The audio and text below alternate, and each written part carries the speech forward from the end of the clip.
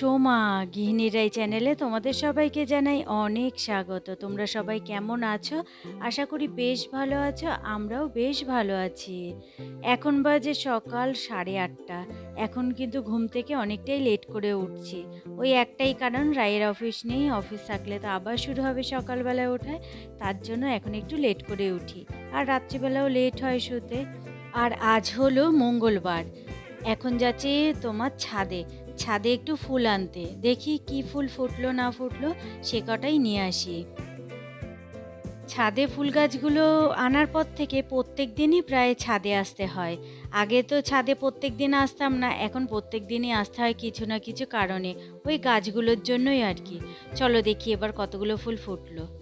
এই দেখো, এই গাছে কয়েকটা ফুল ফুটেছে, বেশ ভালোই, অনেক কড়ি এসেছে দেখেছো। আর ভেতরে ভেতরেও ফুল ফুটেছে।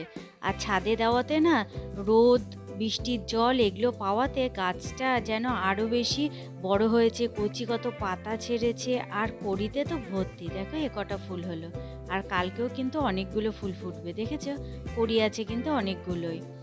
আর এখানে আনার পর থেকে এই গাছটায় না আর কি, জুঁই ফুল গাছটাতে তোমার ডালগুলো কেটে দেওয়ার পর থেকে আর কড়ি আসছে না। কি জানি ডালগুলো কাটা ঠিক হয়েছে কিনা। আর এই টগর গাছটাও দেখো কত কড়ি এসেছে, আর আজকে একটাই ফুল ফুটেছে। আর এই দেখো বেল গাছটা দিয়ে কালকে বেলপাতা নিয়ে গেছিলাম ঠাকুর পুজো দেওয়ার জন্য, শেষ সোমবার। আর এদিকে এত বৃষ্টি যে বাজারে গিয়ে ফুল বেলপাতা কিছুই আনতে পারিনি। তাই গাছের ফুল আর বেলপাতা দিয়ে কাল পুজো হয়েছে। ভগবানের হয়তো এটাই ইচ্ছা ছিল।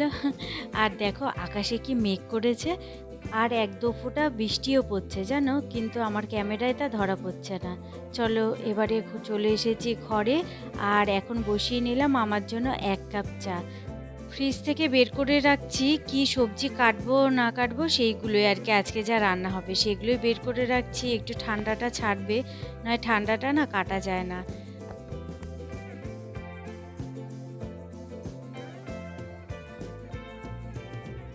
চা খেতে আমার প্রত্যেক দিন ভালো লাগে না, তবে বৃষ্টির ওয়েদার, ঠান্ডা ঠান্ডা ওয়েদারে বেশ ভালোই লাগে চাটা খেতে। এর জন্য আজকে চা বসিয়ে দিলাম। আর বেলা করে উঠেছি তো, গা হাত পা কেমন ম্যাজম্যাজে করছে, তাই ভাবলাম চা খেয়ে ফুল এনার্জির সাথে তারপরে কাজবাজটা শুরু করা যাক। রাই এখনও ঘুম থেকে ওঠেনি, তার জন্য আমি নিজের জন্য চা আর বিস্কুট নিয়ে নিলাম। আর এখন বসিয়ে দেবো তোমার ভাত আর ডাল সেদ্ধ। ভাত আর ডাল সেদ্ধ হতে হতে আমার ওদিকে চা খাওয়া হয়ে যাবে। তারপরে এসে সবজিটা কাটবো। আর এগুলো তো হতে সময়ও লাগে। আর ওদিকে দুটো গ্যাসে বসিয়ে দিলে আমার তাড়াতাড়ি হয়ে যাবে রান্না বান্না। আর চলো এবারে ঘরে গিয়ে এটা শান্তি মতো খাই। আর দেখবে বর্ষাকালে মনে হয় এই জিনিসটা সবার ঘরেই থাকে, তোমার ঘরে দড়ি টানানো। রাই এখনো ঘুমোচ্ছে, আর এই দেখো ঘরে দড়ি টানানো। কালকে যে জামা কাপড়গুলো ছিল সেইগুলোই আমি ঘরে দড়ি টানিয়ে তারপর মেলে দিয়েছি। প্রত্যেক দিনই এই জিনিসটা করতে হয়। চা খেতে বসে এখানে জল খাচ্ছি আর দেখছি বাইরেটা কি পরিষ্কার আকাশ। আর এই কিছুক্ষণ আগে আমি ছাদে গেলাম, দেখলে তো কিরকম কালো মেঘ করে এসেছে, ছাদে একটু সময় দাঁড়ানো গেল না। আর এদিকে দেখবে আকাশের পরিস্থিতি এখন কিরকম, পুরো পরিষ্কার নীল আকাশ এখন বাইরেটা। দেখেছো একটু মেঘ আছে। এই তো শ্রাবণ মাসের এরকমই মেঘ, এই বৃষ্টি, এই আবার নীল আকাশ। আর এ দেখেই বোঝা যায় যেন পুজো চলে আসে বলো। আর বেশি দিন তো বাকিও নেই পুজোর। চাটা খেয়ে দিয়ে তারপরে চলে আসলাম সবজি কাটতে। আজকে যা রান্না করব সেটাই কেটে নিচ্ছি। আর এই সবজি তোমার লাউটা না একটু শুকিয়েও গেছে, এর জন্য ভাবলাম আজ করে ফেলি। এটা অনেক দিন আগের, আর এটা না করলে এরপরে এবার ফেলে দিতে হবে। তাই ভাবলাম আজকে একটু লাউয়ের তরকারি করে ফেলি। আর লাউ তো ঠান্ডাও, রায়ের খাওয়া খুব ভালো, এর জন্য লাউটাই আজকে রান্না করব।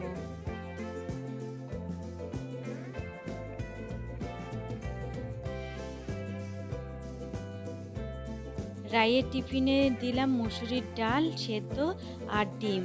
আর মুসুরির ডাল তো খাওয়া খুব ভালো, প্রচুর পরিমাণে ভিটামিন আছে। আর এইটা কিন্তু প্রত্যেক দিন ও ভাতের সাথে খেতে চায় না, তার জন্য ওকে এমনিই দিয়ে দিলাম। আর ওদিকে কিন্তু আমার ভাত হয়ে গেছে, সেটাই তোমাদের দেখালাম। আর চলো এবার এটাই ওকে দিয়ে তারপরে রান্নাটা করব। আর এদিকে দেখো ও বিছানাটা গুটিয়ে রেখেছে আর বিছানার চাদরের অবস্থা দেখো। এগুলো আমি পরে সব পরিষ্কার করব, তার আগে গিয়ে রান্নাটা করে নিই। আর তোমরা অনেকেই জানতে চেয়েছো রাইয়ের শরীর এখন কেমন আছে। রাই আগে থেকে অনেক ভালো আছে, শরীরটা ওর এখন একটু দুর্বল। আর এমনি আর কোনো প্রবলেম নেই, শুধু শরীরটা দুর্বল এখন। শুধু ডাক্তার বলেছে ঠিকমতো খাদ্য খাওয়া খেতে আর হলো বিশ্রাম নিতে আর কি, ঘুমাতে পর্যাপ্ত পরিমাণে, তাহলে শরীরটা তাড়াতাড়ি ঠিক হয়ে যাবে।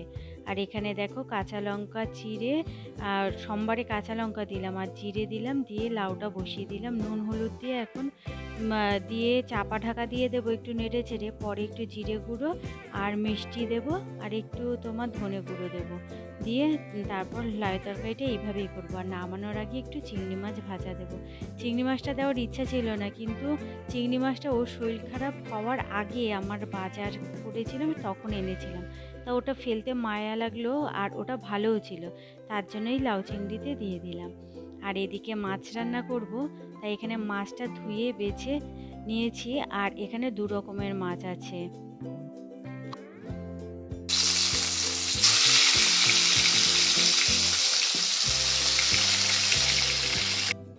আছে তোমার শিং মাছ আর হলো রুই মাছ।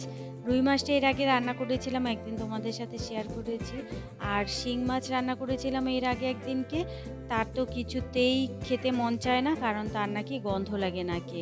আর শিং মাছ কত দাম দিয়ে এনেছি বলো। আর এই শিং মাছ, এর জন্য আজকে শিং মাছ আর রুই মাছ একসাথে রান্না করব। তবুও ঝোলটা খেলে তো তবুও ভালো, তাই না, মাছটা যদি নাও খায়। কিন্তু ও শিং মাছের নাকি কীরকম একটা গন্ধ লাগে, তাই খায় না। আর আমার তো শিং মাছ খেতে প্রচণ্ডই ভালো লাগে। আমরা ছোটোবেলাতে জানো তো বরফের মাছ একদমই খেতাম না, কারণ বরফের মাছ আমাদের বাড়িতে আসতোই না। যে কোনো জ্যান্ত মাছ আমাদের বাড়িতে আসতো। আর এদিকে শিং মাছ বাবা আনতো যখন, মা ওটা না মাটির হাঁড়িতে জিয়ে রেখে দিত, তারপর আমাদের করে দিত প্রত্যেক দিন। এর জন্য আমরা সবাই যে কোনো জ্যান্ত মাছ খেতে খুব ভালোবাসি। আর রাই একদম জ্যান্ত মাছ খেতে পছন্দ করে না, এই শিং মাছটা আর কি পছন্দ করে না। সে যাই হোক, আজকে তার জন্য দুটো মাছ একসাথে রান্না করব। আর এখানে আলু আর পেঁপে দিয়ে রান্না করব। একটু সামান্য তেল দিয়েছি, জিরে বাটা, আদা বাটা আর কাঁচা লঙ্কা ছিঁড়েই মাছের ঝোলটা করব, একদম হালকা পাতলা করে।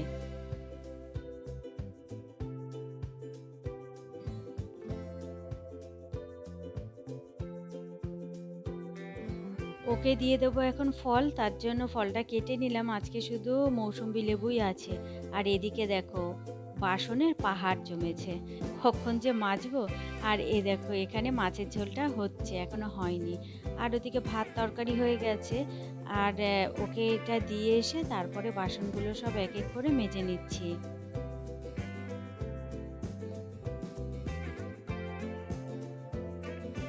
সকালের খাবারের বাসন, চায়ের বাসন, রান্নার বাসন, টিফিনের বাসন আর কি সমস্তটাই জমেছে।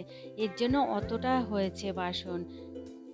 আর আজকে আমি রান্না করতে করতে বাসন একটাও মাজিনি, এর জন্য এত জমেছে। তাই প্রত্যেকটা বাসন মেজে একেবারে ধুয়ে রেখে দিচ্ছি এখন, যাতে আর বাসন না পড়ে। একেবারে দুপুরবেলার খাওয়ার বাসন মাজবো, তার আগে আর যেন বাসন না পড়ে।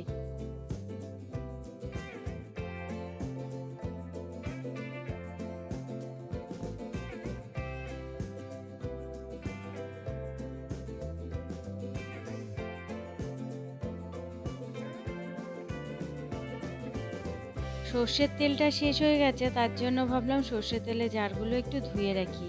একটা তেলের বোতল শুধু খালি হয়েছে, আরেকটা তেলের বোতলে আর কি সাদা তেলের বোতলটা খালি হয়নি।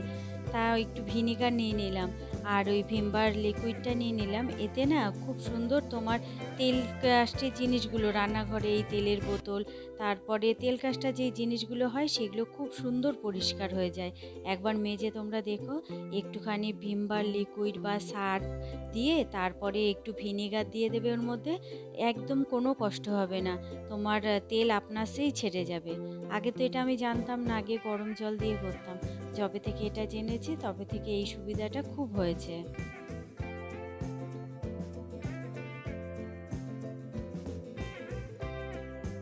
বাসন মাজা সব হয়ে গেছে। এখন গ্যাসটা একটু পরিষ্কার করে নিচ্ছি। রান্নার শেষে আমি প্রত্যেক দিন গ্যাস মুছে নিই।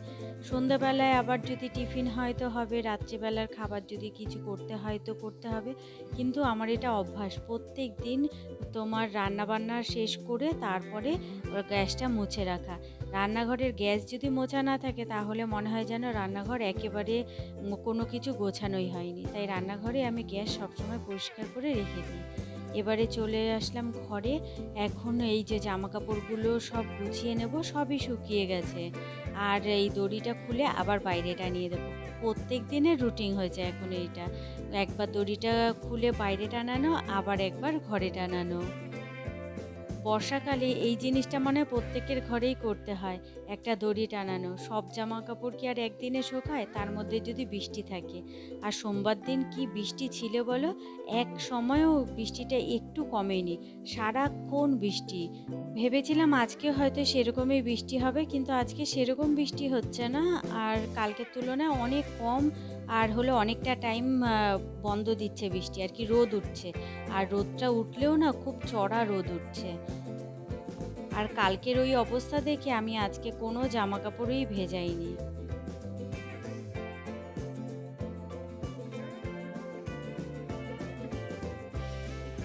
রাই এখানে বসে খাচ্ছিল সোনপাপড়ি, আর আমি এদিকে জামা কাপড়গুলো কালকে সব ভাঁজ করে নিচ্ছি। রান্নাঘরের সমস্ত কাজ হলেও ঘরের কিন্তু কোনো কাজই হয়নি। বিছানা ঝাড়া, ঘর ঝাড় দেওয়া, মোছা কোনো কাজই হয়নি। জামা কাপড়টা গুছিয়ে তারপরে সমস্ত কাজটা করব।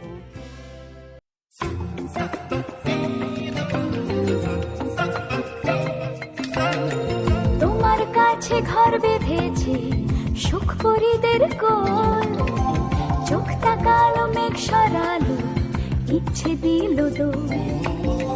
তুমি আমার স্বপ্নতে সাজাও বড় যত্নতে, আদর ঢেলে আলো আধারের সংসারে। তুমি আছো তাই মন সারে ব্যথা পেলে। তোমার কাঁধে মাথা রাখে রাত, দুই পালকে গাওরা। বিছানা গুছিয়ে এখন ঘরটা ঝাড় দিয়ে নিচ্ছে। আর জানো তো, এক্সট্রা কাজ এখন কিছুই করতে পারছি না, কিছুই করা হচ্ছে না। তোমার এক্সট্রা কাজ অনেক আছে, কিন্তু এই রান্না খাওয়া আর ঘরের কাজ করেই আমার সময় চলে যাচ্ছে। আর এই দেখো অবস্থাটা, যত বলছি এরকম করিস না তত বেশি করে করছে, দেখছো কাণ্ডটা। আর আমার কাজে দেরি হয়ে যায় এইভাবে। ঘরটা ঝাড় দিয়ে এখন ঘরটা মুছে নেব। আজকেও তোমাদের সাথে ঘর মোছাটা শেয়ার করিনি। সেই সময় না আমার ফোন এসেছিল, আর কি দিদি ফোন করেছিল, আর আমার খেয়ালই নেই। কথা বলতে বলতে আমি, একটাই যেহেতু ফোন, কথা বলতে বলতে আমার ঘরটা সব মোছা হয়ে গেছিলো। ঘর মুছে তারপরে স্নান করে পুজোটা দিয়ে নিলাম।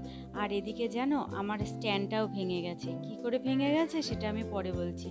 আগে দেখো আমি কি কি রান্না করেছি আজকে, তারাও তোমাদেরকে দেখাই। এইটা হলো তোমার, এই তরকারিটা পরে দেখাই, আগে দেখাচ্ছি। এই যে ভাত রান্না করেছি, এখানে ভাত রয়েছে। আর এটাতে হলো ওই যে বললাম লাউয়ের তরকারি রান্না করেছি চিংড়ি মাছ দিয়ে। এই যে এটা দেখে তো রাই বেজায় খুশি, কিন্তু চিংড়ি মাছ ওকে একটা দুটো দেবো, বেশি দেবো না। লাউয়ের তরকারিটা দিয়ে ওকে খেতে দেবো বেশিটা। আর মাছ রান্না করেছিলাম মেন ওর জন্যই, তোমার যাতে একসাথে রান্না করি তাহলে ও ঝোলটা অন্তত খায়। মাছটা, রুই মাছটাও খাবে, আর শিং মাছ তো ও পছন্দই করে না। কিন্তু জানো, ও কোনো মাছের ঝোলই খায়নি। একটুখানি মুখে নিয়ে ওর নাকি তাতেও গন্ধ লাগছে। তা ওই ভাতটা কি করব, ফেলে দেবো, তার জন্য ওই ভাতটা নিয়ে এসেছিলাম পায়রাকে দিতে। তা এখন ছাদে এসেছি খাওয়া দাওয়া করে ওই ভাতগুলো নিয়ে পায়রাকে দিতে, যে ওরা খেয়ে নিক, ফালতু ফেলে দিয়ে কি হবে। আর এদিকে আকাশ দেখো কি সুন্দর, পেঁজা তুলোর মতো মেঘগুলো যেন ভেসে বেড়াচ্ছে আকাশে। আর চলো আজকের ভিডিওটা তাহলে এখানেই শেষ করছি। তোমরা সবাই ভালো থেকো, সুস্থ থেকো, সাবধানে থেকো। আর ভিডিওটা যদি ভালো লেগে থাকে তাহলে প্লিজ একটা লাইক, একটা কমেন্ট করে দিও, সাবস্ক্রাইব করে আমার পাশে থেকো। চলো আজকের মতো টাটা।